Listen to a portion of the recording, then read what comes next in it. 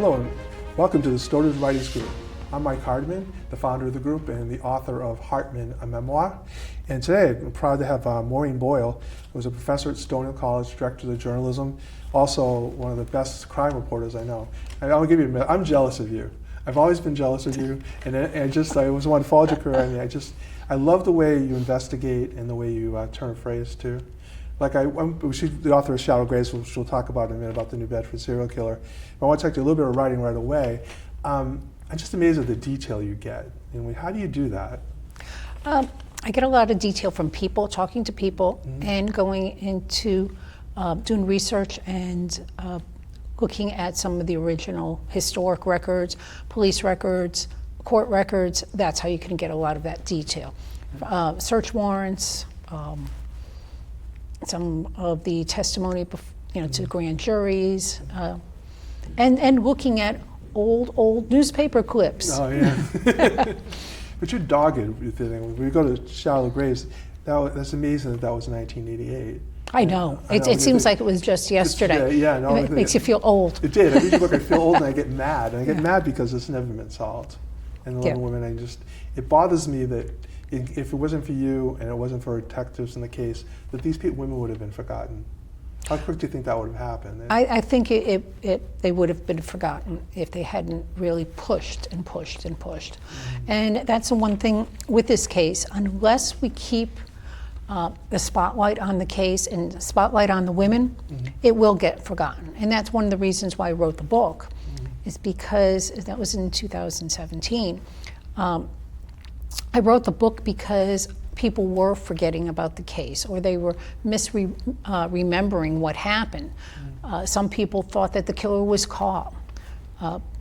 They didn't know that there were 2 women that were still missing. And these are people who are living in the greater New Bedford area. And then you get outside of that area and there's whole generations who have never even heard of the case. Take it back to the day you first reported on it when you were a young reporter at the New Bedford Standard Times. What stood out about the case when you first got to it? When I was at the Standard Times, I was covering police and some court reporting. At that point I was a general assignment reporter, and I still had a lot of police department ties. I had done a number of stories about drug addiction and the women who were on the street because they were addicted to heroin. And one of the detectives had mentioned to me that there was a number of women who had gone missing, and he was a bit concerned about it. And I just started reporting on it. What stood out about it, though? What made you cover all the way through it? One of the reasons early on was there seemed to be a similarity in all of the women. Now, New Bedford's a very small city. It is, I'd call it a small town, but it's a city. Right. People stay there. There's a lot of strong family ties. People grow up there, they stay there. People have, go to school with the same people, they grow up, their kids go to school with the same people, so everyone knows everyone, it seems. There's like 3 to 4 degrees of separation. Exactly. And when he, what did you want? I'll just keep on babbling on. No, it's good. Here. I wanted to ask you about when you saw it. You've done a million stories. Yeah. But this is the one that seems to be stuck in your head. When he said that there was, all these women that were missing, and the reason why I was able to see the connection, all the women were drug addicted. All the women would frequent specific parts of the city where drug sales were known, and a number of the women were prostitutes, and they all had other similar characteristics. They were petite, very, very thin. Most of them. There was one woman who was much heavier. And they all frequented the same bars, the same areas in the city. So there was that. But it was the heroin and cocaine addiction that really was the link between all of the women, because all the women were not prostitutes. Some of them had a record for prostitution, but not all of them.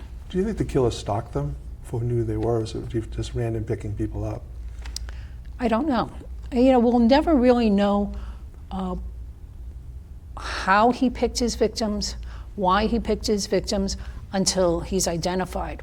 But I think they may have been random. But if they weren't, that would go to motive and why.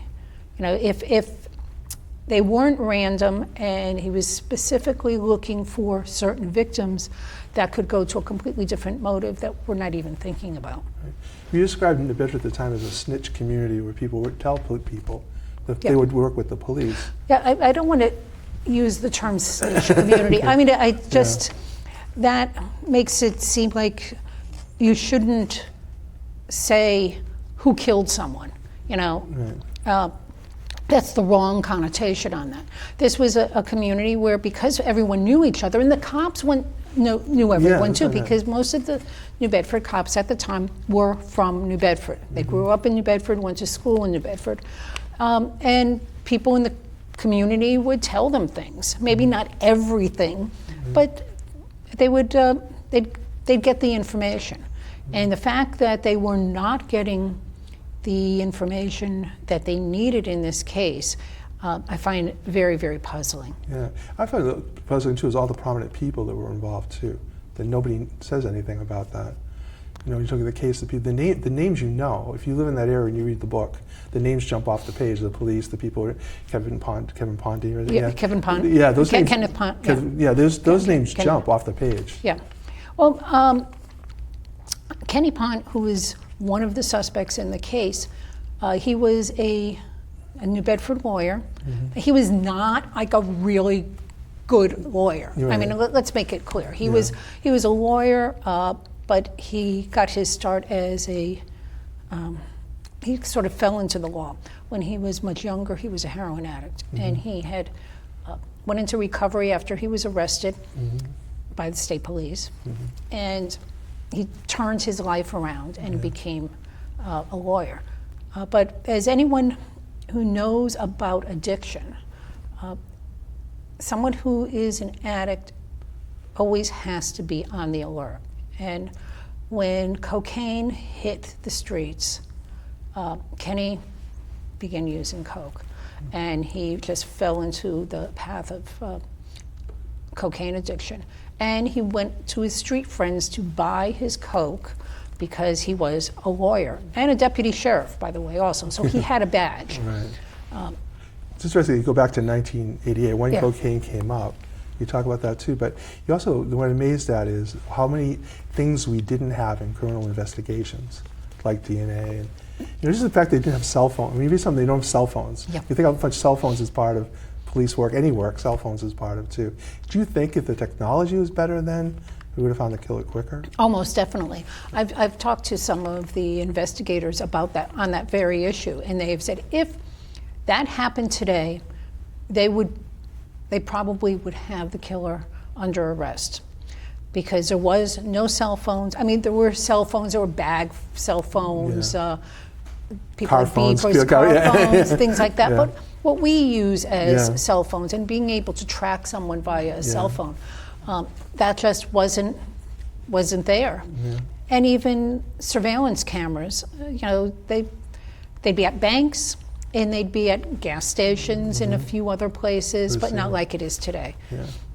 Because I look at like the people. And there was no Facebook. No Facebook. So people didn't know who was missing. Today, if it happened, there'd be a page of, have you seen, so and so. Yeah, it happens now when people go missing. It's like instantaneously. Is yes. that there too? Do you think the killer's still alive? I don't know.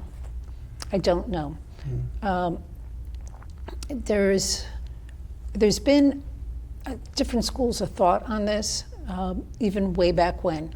Because with the case, for any of your listeners and people that are watching, the viewers who aren't familiar with the case, in 1988, roughly between the spring and September of 1988, 11 women went missing. That's a very short period of time, and 2 of them are still missing. 9 were found dead along local highways. The police wondered why the killer stopped in September of '88. And some of the theories are that he left the area, he's dead, he went to prison, or he just stopped for whatever reason. And while some people will say, oh, serial killers never stop, sometimes they do. Sometimes they do have a long cooling off period. Why does that happen?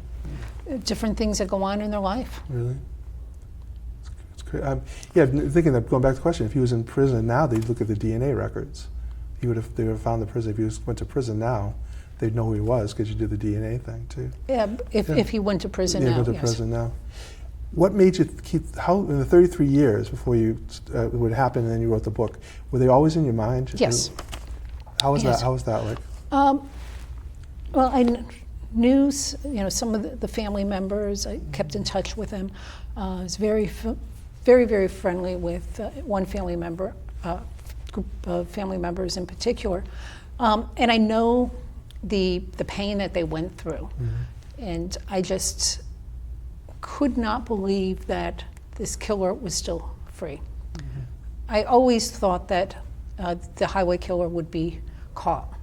That's why it took so long to write the book, because I kept on waiting for the ending. Did you worry about writing the book without the ending? Early on, yes, and that's why I hadn't written the book sooner.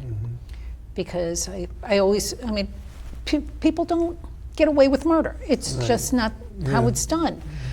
But as it, decade after decade, I knew that I just had to write it and figure out how to end it. And maybe that is part of the ending, that not all cases can be wrapped up in a neat package.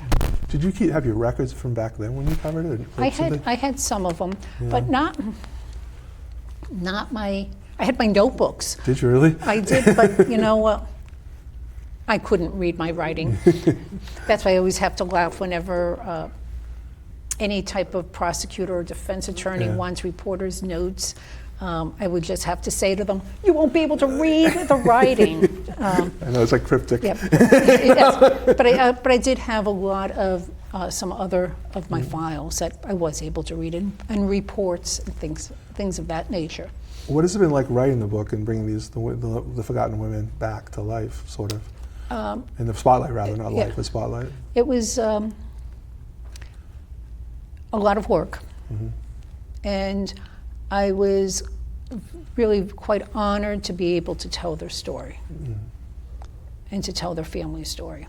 What are the families still going through? What's the anguish and there's no closure? There is, and even if there was a killer found, there still would never be closure because the person is dead. So but for them, it is. Cruel. Yeah, it just continues and continues and continues for them. They have no ending. Are the New Bedford police still looking for it? Well, that's interesting that you mentioned New Bedford police. This is not a New Bedford case. Okay. So is the state police still looking at it? Yes, Okay. yes. Because while it's believed all the women disappeared in New Bedford, they weren't found in New Bedford. They were all found along, near or along highways surrounding New Bedford. So it would be a state police case plus working with the detectives in each of those individual towns. They were found in places you wouldn't find people too, off those spots where they were found. But they were found quickly though, but sort of. Right? Were they found quickly or not? No, Okay. no, they were not found quickly. They were found along the most of them were found along the highway.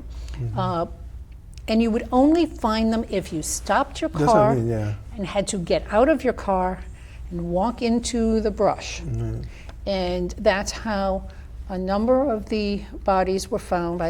Like the first body was found, Deborah Medeiros. She was found in July of '88, 4th of July weekend. She was found by a woman who stopped along Route 140 because she had to use The facilities. The facilities, of which in 1988, if anyone is familiar with Route 140 back in 1988, there were no facilities on 140. It was just a long, barren stretch. It was desolate, basically. Oh, It looked like- very much so. Yeah, so compared to what it is now, but it was desolate. That's what I meant by they had to finding them. Like, Yeah, it was crazy. it was- The guy had to stop, the motorcycle guy, right? To stop. He stopped it. Yeah, That was yeah. the second body. Yeah. 2 guys on a motorcycle stopped on 195 in Dartmouth and walked along into the brush, and there they found another body. Will you write a sequel if The Killer's found? Yes, of Okay. course. I want to talk about your other book set in Pennsylvania. Why are they set in Pennsylvania? That's the question I have. My second book, The Ghost, Yeah. is a story of a New Bedford man who was what I call a mobster wannabe. He was a thief, and he and his crew would break into businesses along the East Coast. They were called the Fall River Gang because most of the other members were from Fall River. And they did a lot of their jobs in Pennsylvania. And he, the guy's name was Donald Webb. He was in the town of Saxonburg, which was a small, very, very small western Pennsylvania town, very quaint. 2-person police department. And he was driving through, the police chief, it was in December, police chief stopped him in an Agway parking lot, and there was a scuffle that occurred, and the chief wound up being fatally wounded. And Webb took off and just seemed to vanish. How does he vanish like that? He just disappeared, disappeared. They were able to identify him pretty quickly because he left his driver's license behind, but it was a fake name. Well, it was a real name. It was the name of his wife's first husband. He was using that as an alias.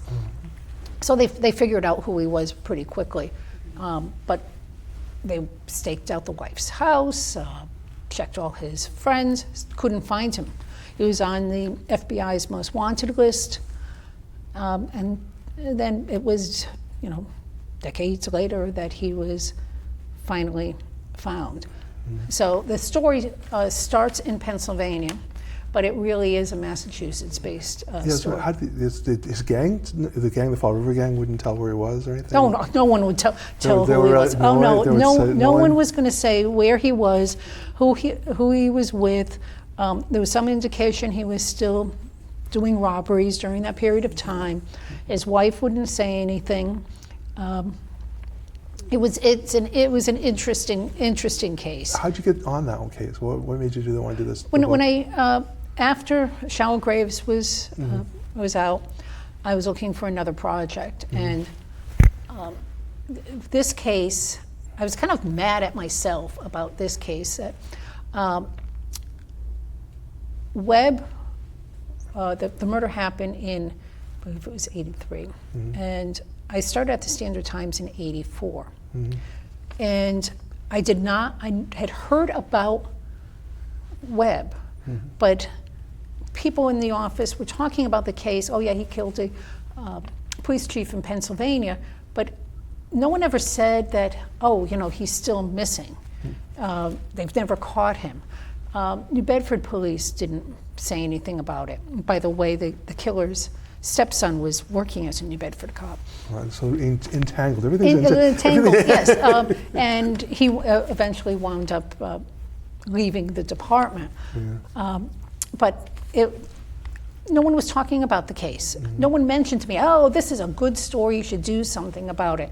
And it turned out even later, when the case was finally resolved, some members of the state police who were assigned to the DA's office in Bristol County, they were kind of like annoyed at themselves. I didn't even know this case was going on. That it's made it slip through the cracks. It definitely slipped through the cracks. And that's another case where if there had been social media, people would have known about it. Because at the time, even though this guy was being actively hunted, no one in the communities would have known it because there was little to nothing printed in any of the local papers about him. That's right. And I want to talk about the other book, The Search for a Child Last Seen, Pat Desmond. How did you get that started? 15-year-old girl just missing? That was an offshoot of The Ghost. When we were down in Pennsylvania and talking to some of the investigators, one of the investigators who was involved in The Ghost said to me, "Oh, here's another case that I worked on that would make a good book." And of course I said to him, "Oh, that's very nice, but I would need a lot more than just an interview with you. I need records and police reports and things like that." And he goes, "Wait a minute." And he went into the other room and came back with his case file. And I said, "Well, I guess I know this is what my third book is going to be about." And we went back down there and another time to go through all of the court records and interview more of the investigators who were involved in the case, and then go to see where Patty was eventually found. The trend is the women missing all the time. So you see that now when stories come out and women have been missing or attacked, whatever. But you see that too. What do you think about those stories? Do you think about writing a book right away when you see that stuff, or do you want to investigate it more? No, because it takes so long to write the book and do the research, I have to really want to do the story. Because I'm going to be living with it for at least a year. What's that like for you as a writer? It's intriguing. I love doing the research, but it can be difficult sometimes.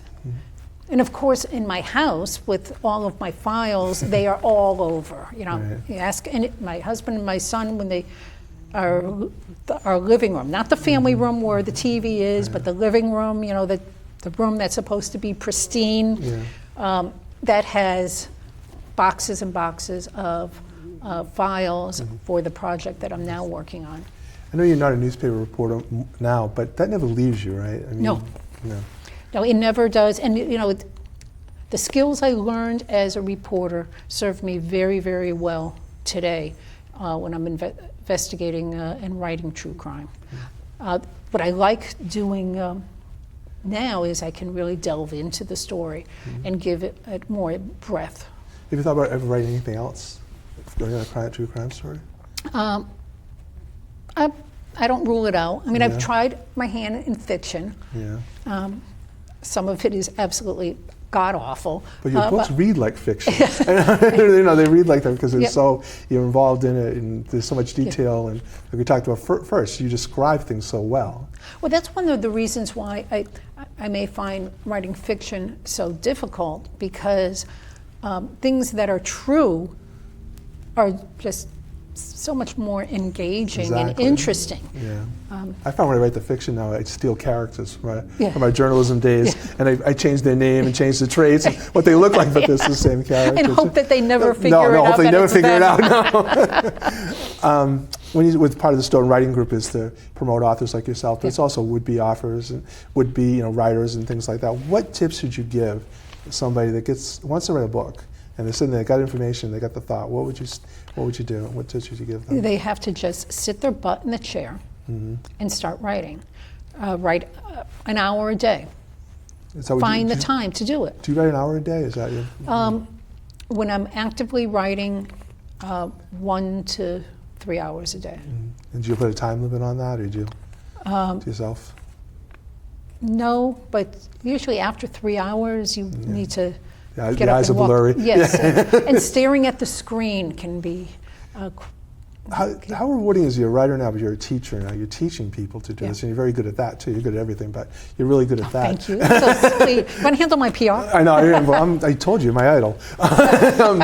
Well, how do you teach that to people? Like, how do you share your skills? Like, what tips do you give people on that? I have the students write all the time.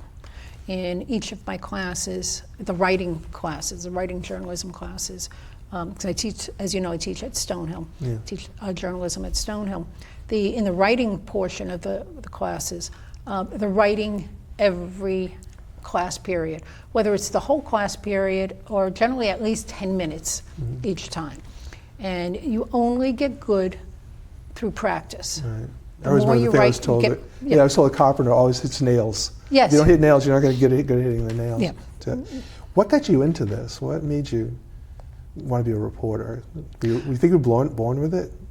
Well, I knew I was going to write when I was in the second grade, and the nun was showing us, how to write sentences, and she was teaching us how to use quotation marks. Right.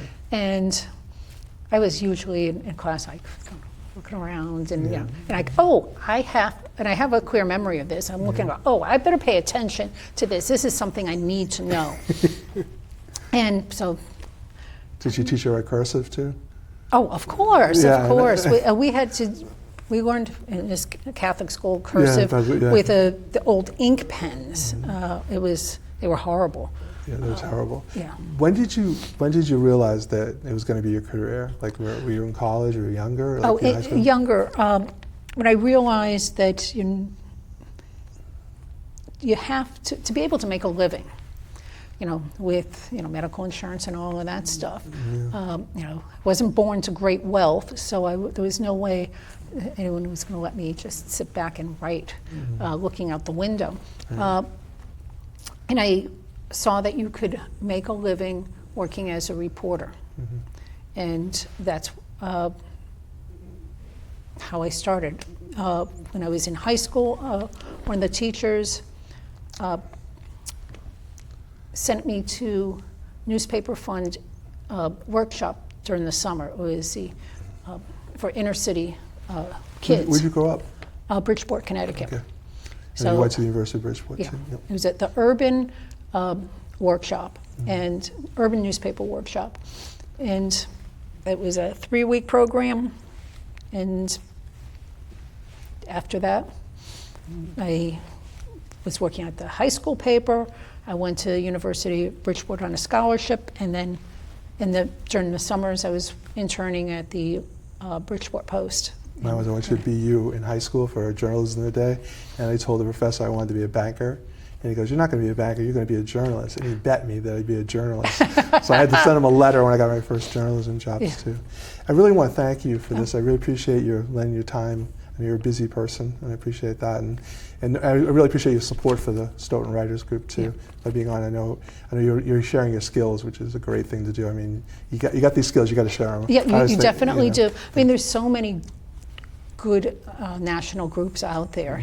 There's and I belong to a couple of them in particular. One of them is the Sisters in Crime, which is open both to men and women. So I know the importance of this group. Thank you everyone for listening, and stay tuned for more shows about writers as we talk about writing. Thank you. I'm Mike Hardman. Have a good day.